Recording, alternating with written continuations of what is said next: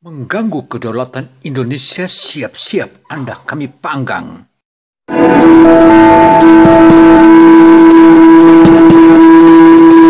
Berjalan dengan baik. Mengenai kehadiran. Nah, agar makin cantik dan ganteng, jangan lupa subscribe. Sebagaimana hasil kutipan media ini digelar pada 15 November 2022 atau sekitar 2 pekan lagi. Perlu saya tekankan, tingkat kehadiran para pemimpin sangat tinggi. Sebelum hadap Presiden, kami juga dapat konfirmasi kehadiran dari 2 pemimpin G20 baru, yang Perdana Menteri Inggris dan juga dari Italia. Baru saja masuk dan sudah saya laporkan ke Bapak Presiden, kata Retno di kawasan Istana Merdeka, Jakarta Pusat pada 31 Oktober beberapa pekan lalu. Retno juga menuturkan pertemuan atau Tito gontoh nomo wondumo mina lamo dingano nopo anse akone malingu miaru modongo minalamo ditonganu olo noto itamo kekarino naonda nukan. Tepat setelah KTT G20 selesai pada 16 November 2022. Karena sebagian dari pemimpin itu juga akan terbang menuju Bangkok untuk hadiri KTT APEC, kata Retno. Sebagaimana yang kita kutip di CNBC Indonesia, Australia dan RI heboh. Ini terkait sengketa wilayah Pulau Pasir yang di selatan Nusa Tenggara Timur. Masyarakat adat di Nusa Tenggara Timur atau NTT meminta Australia agar segera hengkang dari pulau itu. Ketua Yayasan Peduli Timur Barat atau YPTB, Fadli Tanoni, menegaskan telah meminta negeri Kanguru menunjukkan bukti kepemilikan yang sah atas gugusan pasir. Retno juga menuturkan pada tamu undangan, khususnya G20 bakal mulai berdatangan ke Bali pada tanggal 13 dan 14 November 2020. Mereka baru akan meninggalkan Bali sebagaimana yang telah dipaparkannya sebelumnya. Artinya dari sebagian para pemimpin itu akan terbang menuju Bangkok dan hadiri KTT APEC. Hal ini menunjukkan bahwa Retno dan dalam penegasannya kedatangannya ke Istana Negara untuk bertemu Jokowi membahas persiapan KTT. Ia juga menjelaskan Jokowi secara mendetail membahas persiapan acara tersebut. Retno juga berujar, Jokowi mengingatkan Indonesia selaku Presiden G20 menginginkan acara ini berjalan kondusif di tengah ketidakpastian dunia internasional. Jadi pekerjaan persiapan yang detail akan terus kita lakukan, baik dari sisi logistik, penjadwalannya maupun hasil akhirnya yang masih terus dinegosiasikan sampai saat ini, Papa Retno. Menteri Luar Negeri atau Menlu RI Retno P. Marsudi menegaskan penyelenggaraan KTT G20 di Bali nanti tidak boleh gagal. Menurut Retno, pertaruhan akan sangat besar bagi semua negara anggota G20 karena menyangkut kesejahteraan miliaran penduduk dunia. G20 tidak boleh gagal. Di masa sulit seperti ini, G20 adalah salah satu dari sedikit forum ekonomi dunia yang masih dapat bekerja merespon krisis global saat ini. Taruhan dan pertaruhan ini adalah terlalu besar jika G20 gagal karena sekali lagi menyangkut nasib dan kesejahteraan miliaran penduduk dunia terutama di negara-negara berkembang, kata Retno dalam jumpa persnya pada Jumat tanggal 13 Oktober 2022 lalu. Retno Marsudi menuturkan keberhasilan penyelenggaraan G20 bukan hanya bergantung pada satu negara, melainkan tanggung jawab semua negara anggota. Retno mengajak semua negara anggota G20 turut berpartisipasi menunjukkan tanggung jawabnya. Mereka hanya mengklaim bahwa itu milik mereka. Sebagaimana yang terjadi di Pulau Pasir, Australia itu hanya mengklaim, padahal tidak ada bukti yang bisa mereka tunjukkan bahwa itu adalah milik mereka. Hal ini ditegaskan oleh Ketua YPTB, Ferdi Tanoni di Kupang, seperti dimuat pada Senin tanggal 24 Oktober 2022.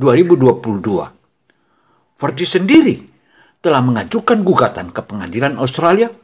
Pasalnya banyak nelayan NTT yang melaut di wilayah itu dan ditangkap otoritas Canberra, Australia. Menurutnya, di pulau itu terdapat kuburan rote termasuk artefak yang cukup masif. Ferdi juga menambahkan bahwa saat ini Australia melakukan aktivitas pengeboran minyak bumi di kawasan itu. Ini dinamai Australia, nama kepulauan Ashmore dan Cartier. Hal inilah klaim-klaim Australia yang seakan-akan mengada-ngada, bahkan menyebutkan pulau-pulau itu tidak berpenghuni. Padahal sebelumnya pulau itu berpenghuni dan dihuni oleh masyarakat Rote, Alor, dan juga Sabu. Sehingga pulau itu yang dikata Australia bahwa tidak penghuni, fakta-faktanya bahwa ratusan kuburan yang ada di sana.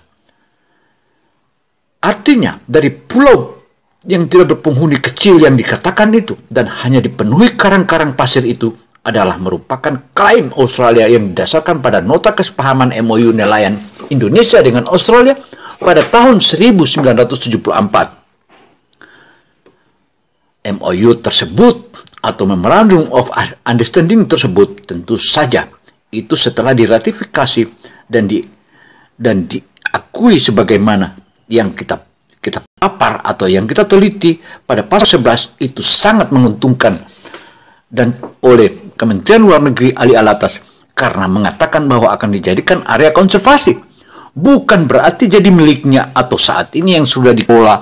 Bahkan nelayan-nelayan kita ditangkap di sana. Dengan adanya kejadian atau Memorandum of Understanding pada tahun 1974 itu, Australia saat memasuki kawasan itu, padahal menurut adat dan tradisi masyarakat sekitar, hal tersebut tak boleh dilakukan. Mengintip situs resmi Australia, Gagagov atau .au, pulau itu digambarkan terletak di tepi luar landasan kontinen Samudra Hindia dan Laut Timur, sekitar 320 km lepas pantai barat Australia dan 120 km selatan Pulau Rote Indonesia. Mereka memiliki luas gabungan 1,12 km persegi yang terbesar adalah sekitar 1 km panjangnya tambahnya. Nelayan Indonesia mengunjungi Ashmore Reef setiap tahun di bawah nota kesepahaman yang telah ditandatangani oleh pemerintah Australia dan Indonesia yang memungkinkan mereka untuk memanfaatkan wilayah laut telah mereka akses secara tradisional selama berabad-abad, tambah Ferdi dalam keterangan pers itu. Nukan turu di bumbu wong avinteo ano bisa to ura di togo numia pikiri mainta sumolo barang kaasi sa tonduno no tondu kean seno.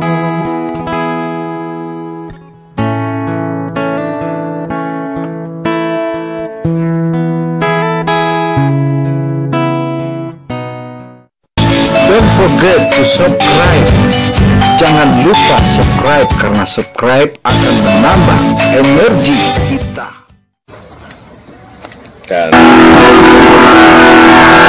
Australia. Pulau ini memang berdekatan dengan Pulau Rote NTT. Pemegang mandat hak ulayat masyarakat adat Laut Timur, Ferdinand mengancam bakal menggugat hal ini ke pengadilan Commonwealth Australia di Canberra. Tetapi hal itu juga kembali ke izin pemerintah Republik Indonesia. Hal inilah yang patut kita kaji ulang karena Pulau Pasir ini memiliki jarak sekitar 120 km dari Pulau Rote dan berbeda di bagian selatannya. Verdi juga menyebutkan pemerintah Australia tak menghiraukan desakan-desakan yang telah dilakukannya.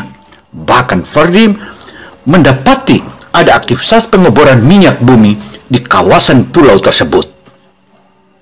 Padahal kawasan tersebut adalah mutlak milik masyarakat adat Timor Rote dan Alor. Hal ini ditegaskan pula oleh Verdi sebagaimana yang dilansir Antara pada Sabtu tanggal 22 Oktober 2022 lalu. Pada pulau tersebut terdapat kuburan-kuburan para leluhur Rote dan artefak-artefak lainnya. Pulau itu juga dijadikan lokasi beristirahat para nelayan-nelayan usai menangkap tripan maupun ikan. Lalu juga sering digunakan untuk tempat transit para nelayan-nelayan dari kawasan lain usai berlayar jauh. Lebih lanjut, Verdi menyebutkan dan menegaskan bahwa klaim Australia ini ada sejak adanya nota kesepahaman MOU nelayan Indonesia dengan Australia. Pada tahun 1974, Indonesia kala itu diwakili oleh Kementerian Luar Negeri atau Menteri Luar Negeri Ali Alatas. Dan selanjutnya, pihak Australia pada saat itu telah disampaikan dalam MOU itu bahwa silakan awasi dan jaga, tetapi itu bukan untuk jadi milik Australia.